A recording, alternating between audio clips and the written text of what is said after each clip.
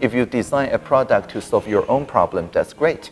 But if you don't listen to how other people have a similar but not quite the same problem as you do, then your service and product cannot expand to fit people's needs.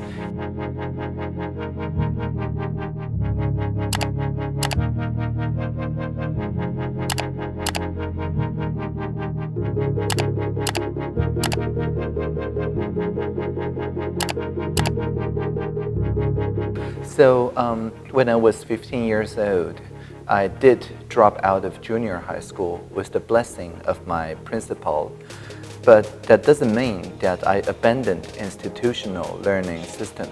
Rather, I discovered this website called Archive, ARXIV, where all the institutional researchers and professors, before they publish to an academic journal, they publish their preprint, meaning their draft version, on the World Wide Web for everybody to peer review.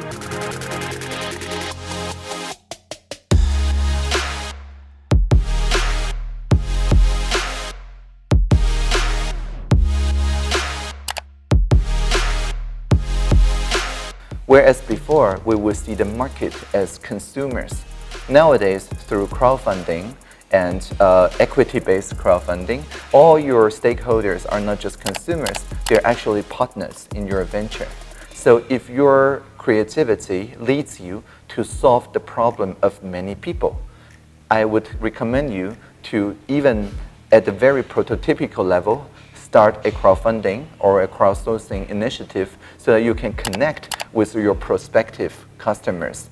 And more often than not, you will discover that they are more creative than you. It's just they cannot devote full time on entrepreneurship to make a business. But their idea, even at their part-time, is very useful to improve your service and product. And that changes the way that designs are made.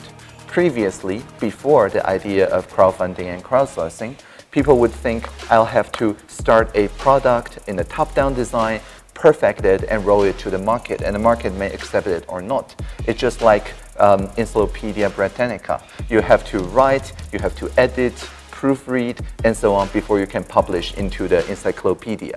But now, like Wikipedia, you first publish, and then edit, and then people find typos, and they become co-editors.